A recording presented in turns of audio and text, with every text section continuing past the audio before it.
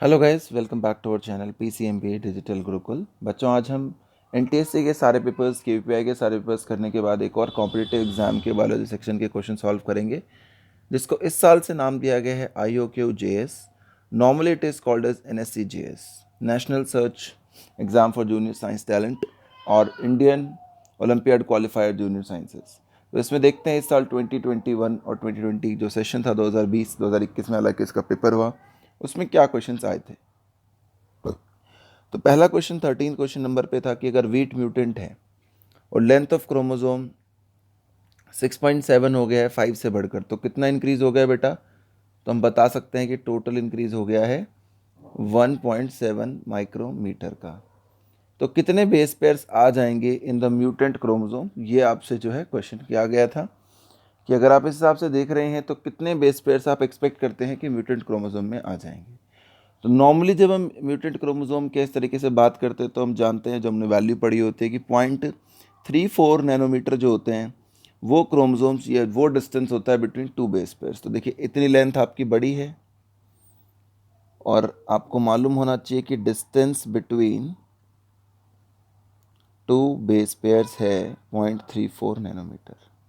तो कितना आ जाएगा भाई? सिंपल कैलकुलेशन है कि 1.74, जो 1.7 हमारा वैल्यू आया है माइक्रोमीटर का, अगर हम उसको डिवाइड कर दें 0.34 से, और वैल्यू हमें सेम करनी पड़ेगी, वो 0.6 है, वो 0.9 है, तो ऊपर वाली वैल्यू को मल्टीप्लाई कर देंगे बाय 10⁻³ तो अगर हम इस डिवीजन को सॉल्व करेंगे 1.7 इंटू 10⁻³ डिवाइडेड बाय 0.4, अब ये यूनिट हो गई हैं बराबर, तो आपकी जो वैल्यू निकल कर आएगी वो आएगी बेटा 0.5 इंटू 10⁻⁴ बेस पेयर्स। तो इस क्वेश्चन का आंसर होगा फर्स्ट।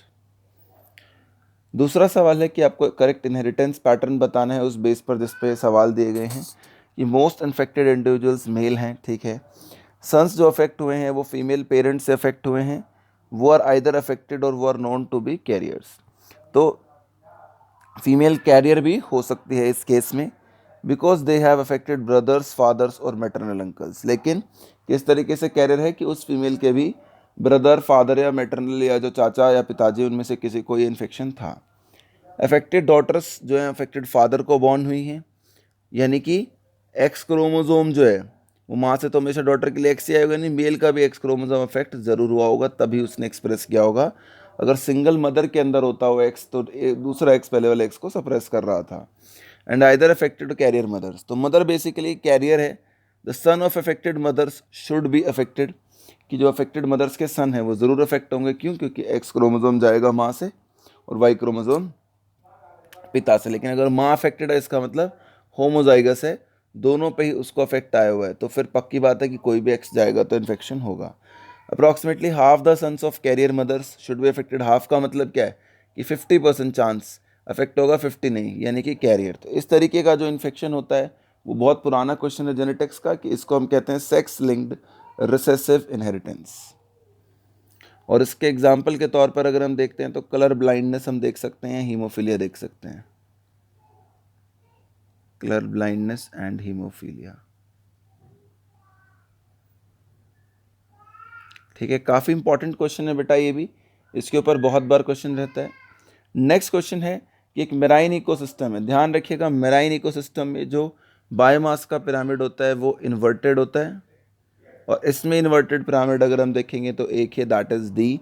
ऐसा क्यों होता है? हम सब लोग जानते हैं कि जो बायोमास है फाइटोप्लैंक्टन का कम है जू प्लैंक्टन से। यहाँ पर अगर ये फाइटोप्लैंक्टन है इसका कम है, फिर मान लीजिए जू प्लैंक्टन है तो उसका उससे कम है, फिर स्मॉल फिश मान लेते हैं उसका कम है, किससे? लार्ज फिश से। तो इस तरीके से यहाँ पे हमारा आंसर हो जाएगा डी।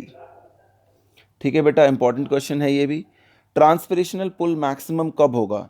जब स्टोमेटा ओपन होगा, एयर ड्राई होगी तो ज़्यादा से ज़्यादा पानी बाहर भेजेंगे आप बैलेंस करने के लिए, और सोयल मॉइस्ट होगी ताकि जाइलम की जो चेन है, वाटर की जाइलम चेन जो है वो कंटिन्यू करें। तो यहाँ पे आंसर होगा 16 का बी। आसान सा ही क्वेश्चन था ये भी, कोई बहुत मुश्किल सवाल नहीं था। कर्कुरिम लॉन्गा, कर्कुरिम क्या होता है हम सब जानते हैं, टर्मरिक की बात कर रहा है, और जो दूसरा नाम इसने लिखा हुआ है बेटा वो नीम की बात कर रहा है। तो इन देशों को हमारे यहाँ बहुत कॉमन कहा जाता है कि इनकी बाहर वालों ने पेटेंट करा लिया है इन चीज़ों को, जिसकी वजह है, जिसको ये देखो ये कहा गया अश्वगंधा। बासमती तो हम जानते ही है बेटा कि बासमती क्या होती है। तो इन चीज़ों को बाहर वालों ने पेटेंट करा लिया है, तो इसको हम क्या कहते हैं, बायोपायरेसी कहते हैं कि हमारी बिना परमिशन के बाहर वाले लोगों ने इनको पेटेंट करा लिया है। तो यहाँ पे आंसर है 3। इन क्राइटेरियाज को ध्यान से पढ़ें और बताएं कि ये क्या होगा। तो क्वेश्चन क्या है कि स्लो इवोल्यूशनरी चेंज हुआ लेकिन छोटी एंटिटी में हुआ, सिमिलर टू एंसेस्ट्रल फॉसिल और आज भी जिंदा। यहीं पे आंसर हो जाता है इस क्वेश्चन का, living fossil. Phylogenetic influence of specific characters, phylogenetic influence of divergence, no in the fossil record before being discovered alive. पहले से आपको लगता था फॉसिल है बट सडनली आपने डिस्कवर कर लिया, तो ऐसे एनिमल को या इस तरीके के एनिमल्स को हम लोग क्या कहते हैं बेटा, इस तरीके के एनिमल्स को हम लोग कहते हैं लिविंग फॉसिल्स। इसके अलावा अगर हम बाकी ऑप्शन देखते हैं तो कनेक्टिंग लिंक क्या है, जो दो एनिमल्स से दो फाइलम्स को जोड़ता है, दो डिफरेंट ग्रुप्स को जोड़ता है, जैसे आर्क्योटैरिक्स होता है बर्ड्स और रेप्टाइल्स के लिए। इंडेंजर्ड स्पीसीज क्या है, वो जो एक्सटेंट होने वाली हों, और एक्सटेंट स्पीसीज क्या है, जो एक्सटेंट हो चुकी हों। तो यहाँ पर हमारा आंसर होगा 2। आगे देखते हैं क्वेश्चन। अब बेटा हम पार्ट 2 के क्वेश्चन कर रहे हैं। पार्ट 2 के अंदर ध्यान रखिएगा more than one option correct हो सकता है IOQJS के पेपर में। तो यहाँ पर आप देखेंगे कि robust adaptive immune response is initiated using weakened form of bacterium known as live attenuated vaccine। बिल्कुल ठीक बात है, एक अच्छा सा इम्यून रिस्पॉन्स हम जनरेट करते हैं लाइव वैक्सीन को यूज़ करके, और किल्ड वैक्सीन को यूज़ करते हैं थोड़ा वीकर रिस्पॉन्स आता है। दोनों बात ठीक है। कॉन्जुगेट वैक्सीन रिड्यूस नहीं करती बेटा, इंक्रीज़ करती है, क्योंकि इसमें कुछ शुगर वगैरह एडिशनल होते हैं। इंक्लूजन ऑफ दिस ऑलवेज, ये भी इंक्रीज़ करती है ना कि डिक्रीज़ करती है। तो ये दोनों स्टेटमेंट गलत हैं। तो आपसे पूछा क्या गया था क्वेश्चन में, करेक्ट स्टेटमेंट आपको चूज़ करनी है, तो A और B, more than one option हो सकते थे यहाँ पे, A और B करेक्ट ऑप्शन है।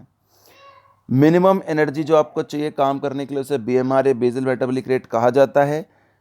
कुछ फैक्टर्स आपको दिए गए हैं। थायराइड हार्मोन डिक्रीज़ नहीं करता बेटा, हमेशा ध्यान रखना, इंक्रीज़ करता है। ग्रोथ हार्मोन ठीक है, फीवर डिक्रीज़ नहीं करता, इंक्रीज़ करता है। माल न्यूट्रिशन से डिक्रीज़ हो सकता है मेटाबॉलिक रेट। तो यहाँ पर अगर आप देखेंगे आंसर के तौर पर, तो पहला और लास्ट वाला जो ऑप्शन है हमारा, वो हमें ज़्यादा सूटेबल लगता है आंसर के लिए, कि ये सही बात हो रही है, B एंड D।